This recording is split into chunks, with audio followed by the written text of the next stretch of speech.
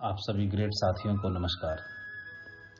आज आपसे बात करने वाले हैं प्रार्थना की शक्ति के बारे में। प्रार्थना, इसका अर्थ है धन्यवाद का वो भाव जिसमें कृतज्ञता, प्रेम और समर्पण शामिल हैं। प्रार्थना हमारी मन की शक्ति को मजबूत बनाती है, जो हमारे जीवन के हर लक्ष्य की प्राप्ति में सहायक होती है। प्रार्थना की शक्ति, या यूं कह सकते हैं, हमारे आत्मा का भोजन है। प्रार्थना में श्रद्धा, भाव, समर्पण, बस यही है। प्रार्थना किस लिए? शुक्राना अदा करने के लिए, धन्यवाद के लिए, सिर्फ थैंकफुलनेस का ही भाव। प्रार्थना कोई डिमांड करने की चीज नहीं कि प्रार्थना के समय कोई ईश्वर को या जिस रूप में आप मानते हैं उसको कोई शॉपिंग की लिस्ट थमा देने का वक्त नहीं। जिसके सामने बैठे हैं वो सुप्रीम पावर, सब कुछ जानने वाली पावर है, उसे बताने की भला आवश्यकता कहाँ।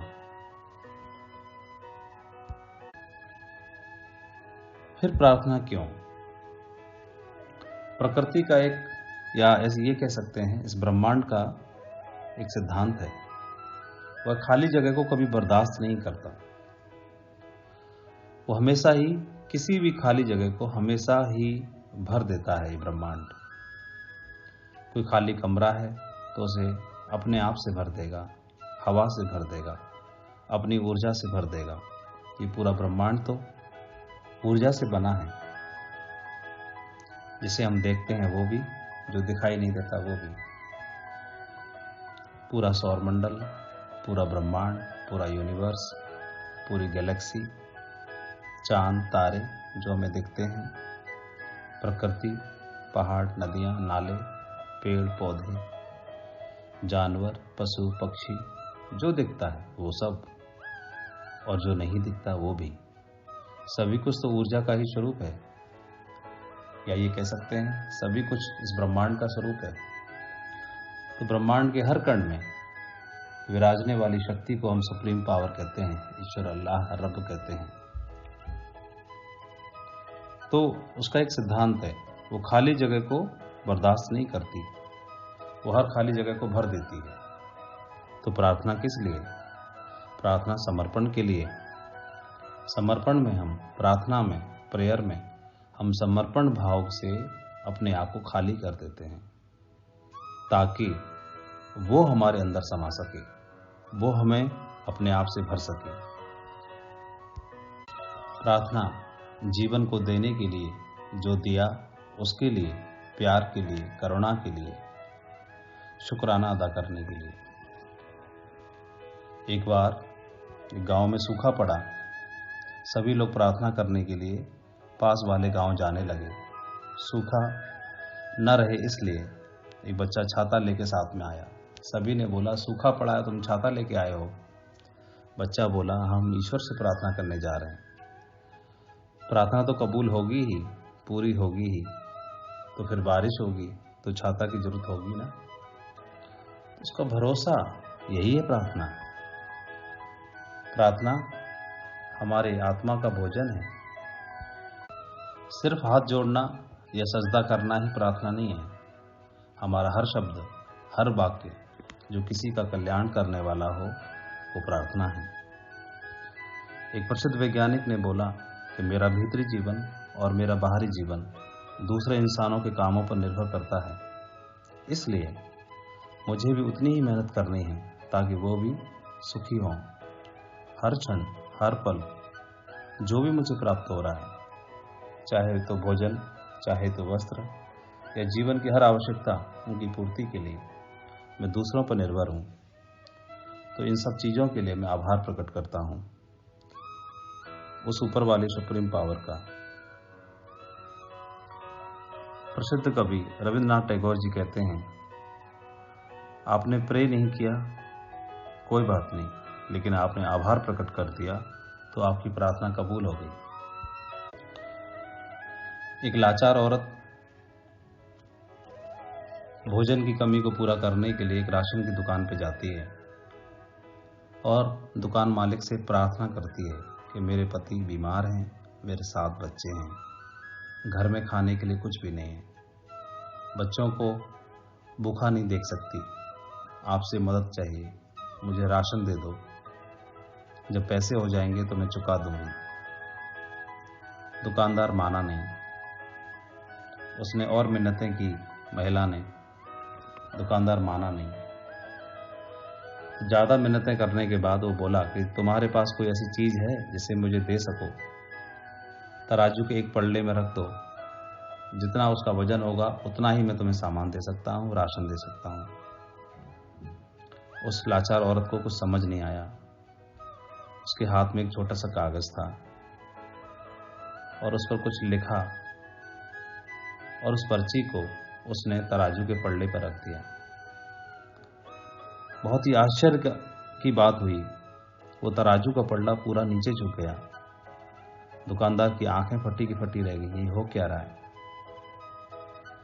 तराजू के दूसरे पल्ले में उसने राशन का सामान रखना शुरू किया।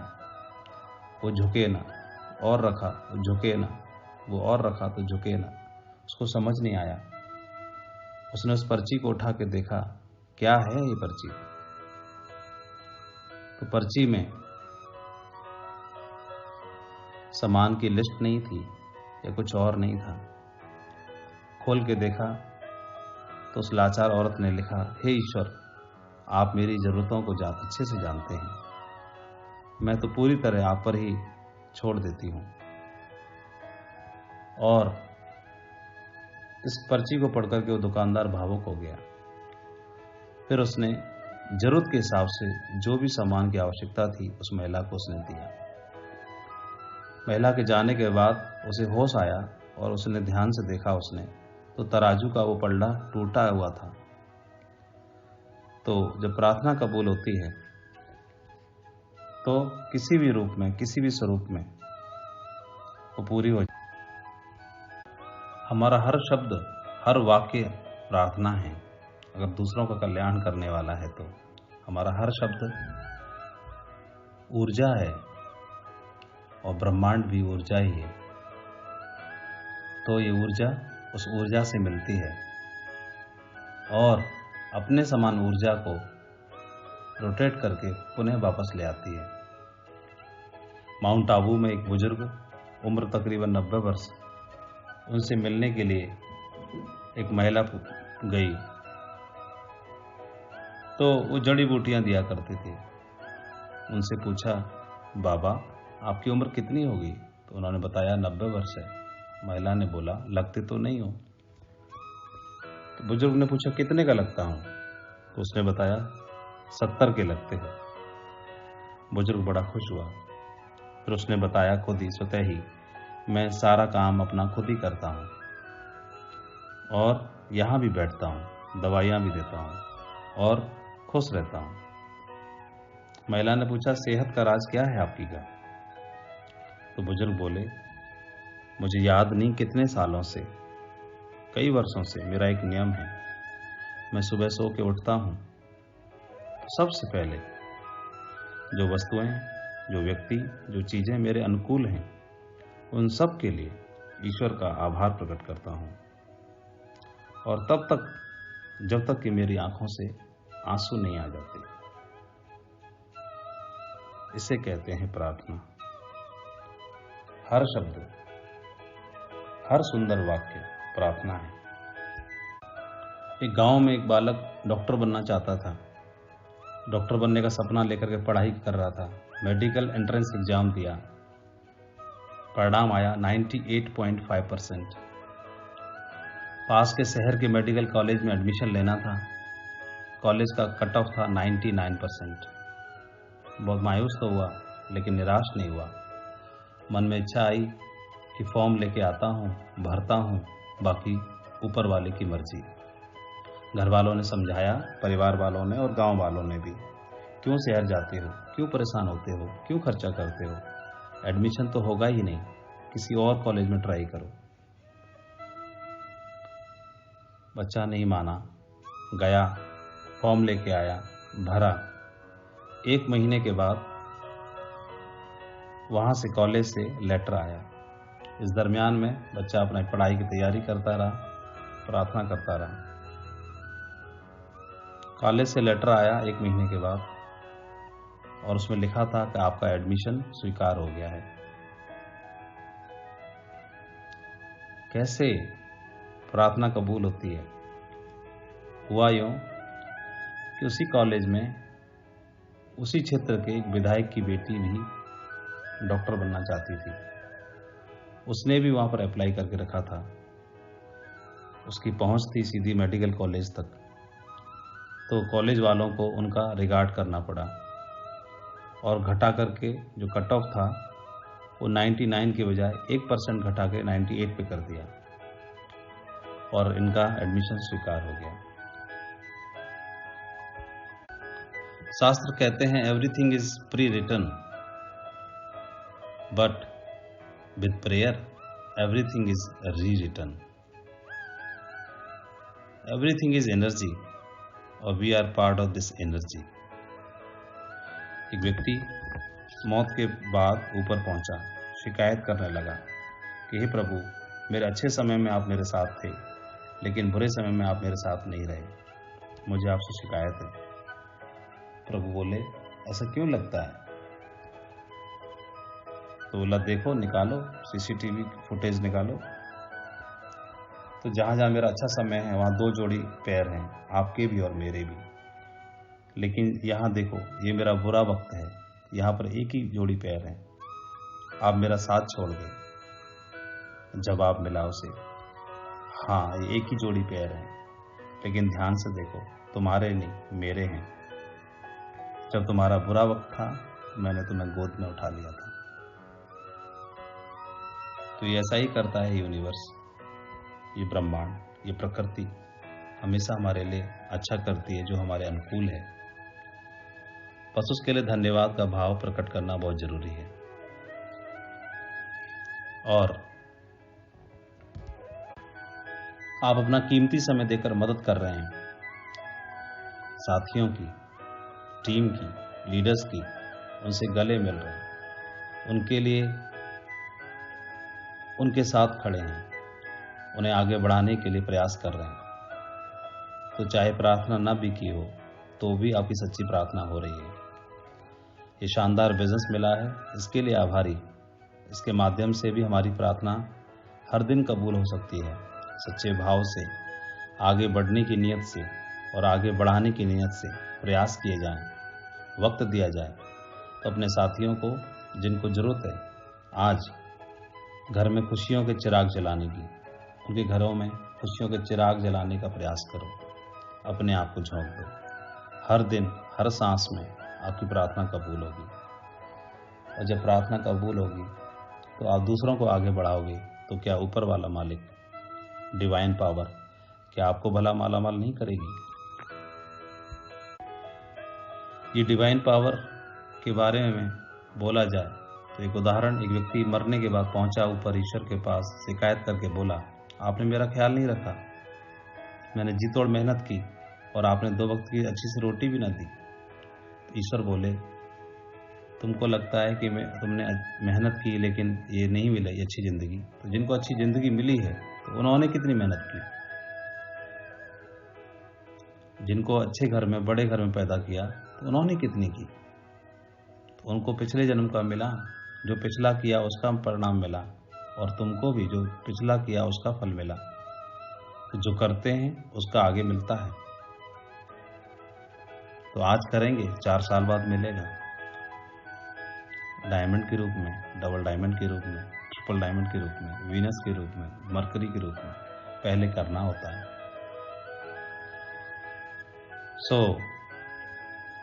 एक बच्चा माँ की शिकायत करता रहता हमेशा ही। जब भी पिता लौट के आते ऑफिस से, शिकायत करता, माँ ने डांटा, माँ ने टाइम पे खाना नहीं दिया, माँ ने मैगी नहीं बनाई, माँ ने ये किया, माँ ने वो किया। 1 दिन हुआ, 2 दिन हुआ, 3 दिन हुआ, 4 दिन, हर दिन की आदत बना ली। अब तो माँ बोली कि पापा को जाने दे, आज तो तेरे को ढंग से कुटूंगी। जो माँ जिगर के टुकड़े को प्यार करती है तो वह भी ऐसा बोलने के लिए मजबूर हो जाती है। तो इस ब्रह्मांड को भी हर दिन शिकायत करते रहेंगे, तुमने ये नहीं किया, मेरे लिए ये नहीं किया, मुझे ये नहीं बनाया, मेरे साथ ये नहीं किया, मेरे साथ वो नहीं किया, तो भला वो कैसे खुश होगा।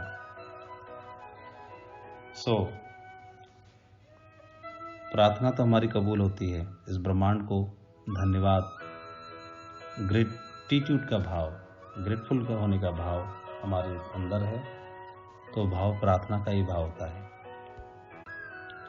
एक बार अकबर बादशाह के दरबार में एक फकीर पहुंचा। फकीर ने इच्छा जताई कुछ भिक्षा मांगने की। बादशाह बोले कि मैं नमाज अदा कर रहा हूं, इंतजार करने के लिए बोलिए। अकबर बादशाह नमाज अदा करते रहे, वो फकीर वहां से चला गया। नमाज अदा करने के बाद बादशाह ने जब पूछा फकीर कहाँ गया, तो दूतों ने बताया कि वो तो चले गए। तो उन्होंने अपने सैनिकों को भेजा और बोला कि जाओ उन्हें पकड़ के लेके आओ।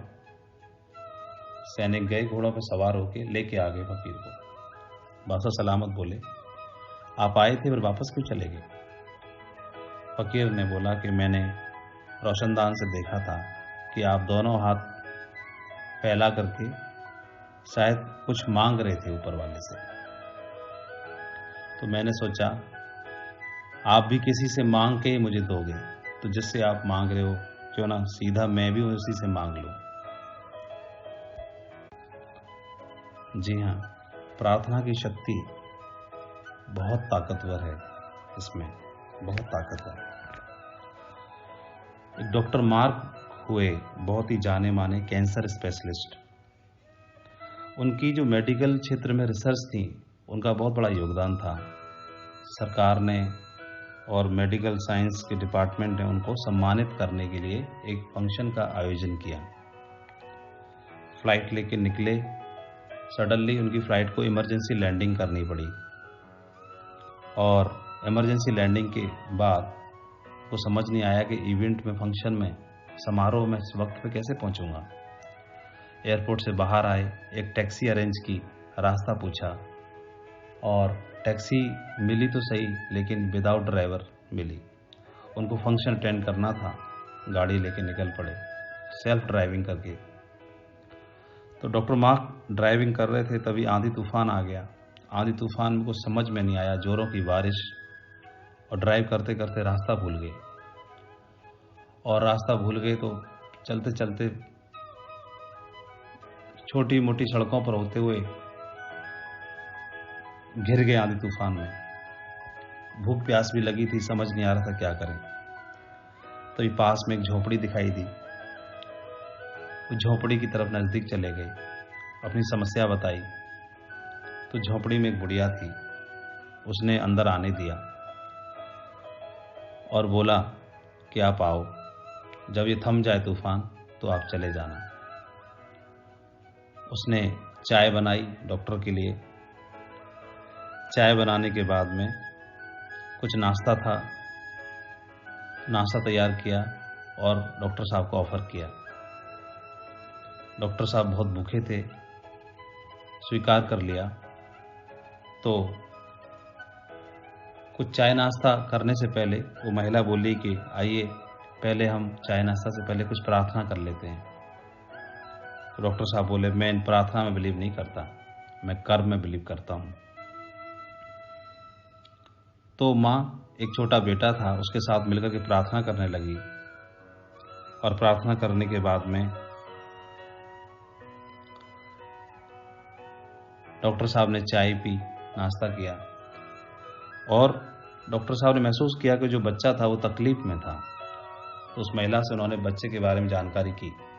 तो महिला ने बताया कि मेरे बच्चे को एक बहुत भयंकर एक कैंसर की बीमारी है, और किसी ने बताया है कि इसका इलाज सिर्फ एक डॉक्टर ही कर सकता है, कोई डॉक्टर मार्क हैं वो, लेकिन उनका इलाज बहुत महंगा है, मेरे पास पैसे नहीं हैं, तो मैं वहाँ जा नहीं सकती।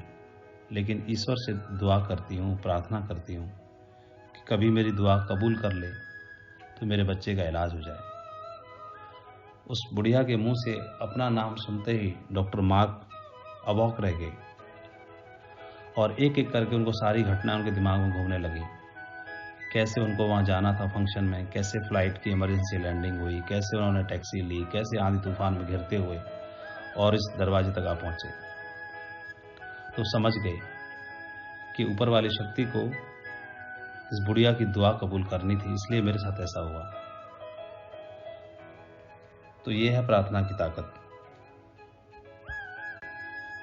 तो हमें तो बहुत शानदार मौका मिला है इस बिजनेस के माध्यम से बहुत सारी प्रार्थनाएं करने का, बहुत सारी दुआएं कबूल कराने का और बहुत सारा पुण्य कमाने का। आपको अपनी ज़िंदगी संवारने का मौका मिला है।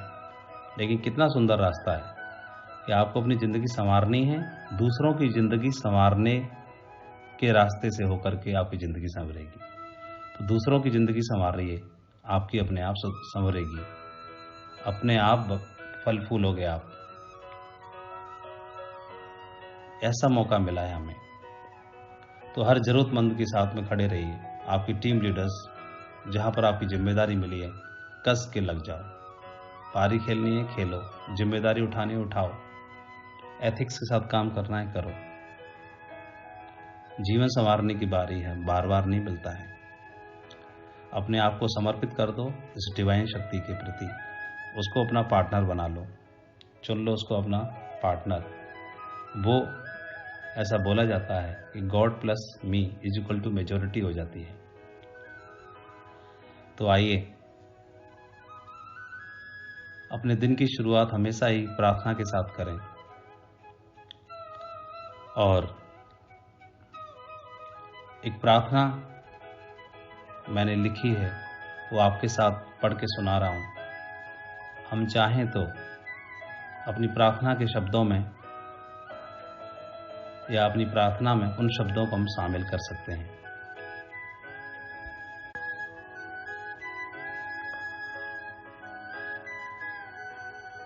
प्रार्थना के लिए आइए शुरुआत करते हैं। हे पूरे ब्रह्मांड के मालिक, कण कण में वास करने वाली असीम दिव्य शक्ति, आपका कोटि कोटि धन्यवाद है। आप हर पल हर क्षण हमारे साथ हैं। इसलिए आज का दिन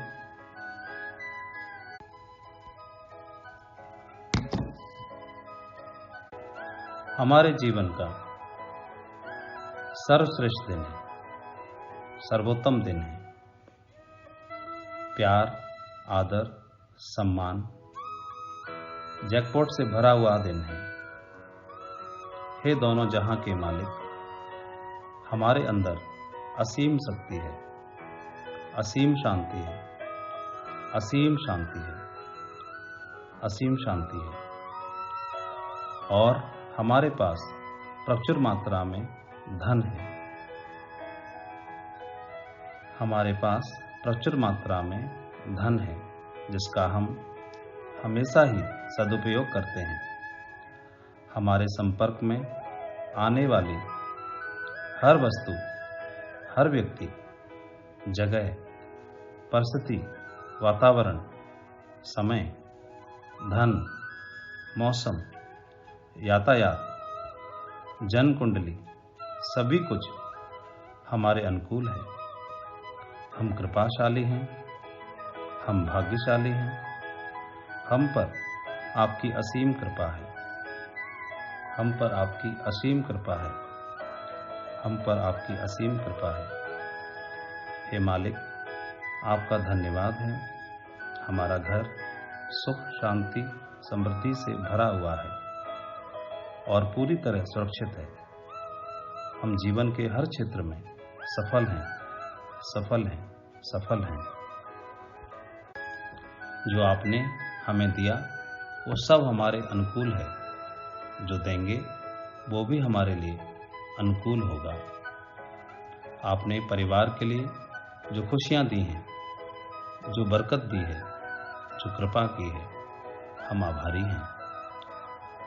मुझे दिव्यता दी है मेरे मन में, विचारों में, हृदय में, वाणी में, रोम रोम में। मैं आभारी हूँ।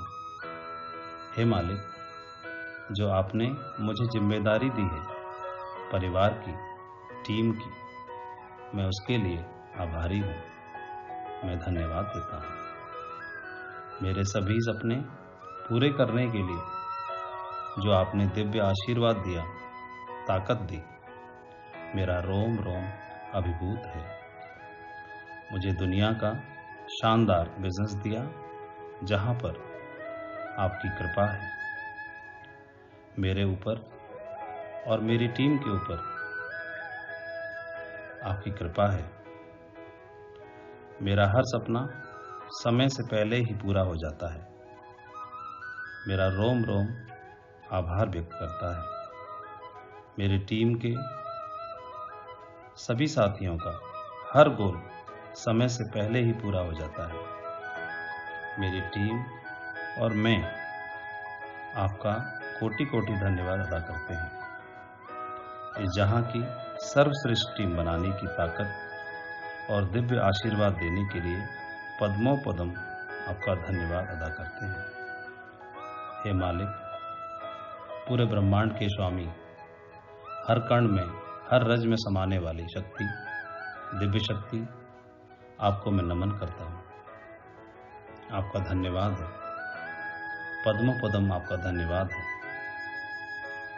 मेरा रोम रोम धन्यवाद अदा करता है जीवन में खुशियों के लिए, सुख के लिए, शांति के लिए, उन्नति के लिए, समृद्धि के लिए, सभी की ओर से आपका धन्यवाद है। इस पूरे विश्व को अपना दिव्य आशीर्वाद देने के लिए, पूरे भारत देश को अपना आशीर्वाद देने के लिए और हमारी पूरी टीम को दिव्य आशीर्वाद देने के लिए हम आभारी हैं, आभारी हैं, आभारी हैं।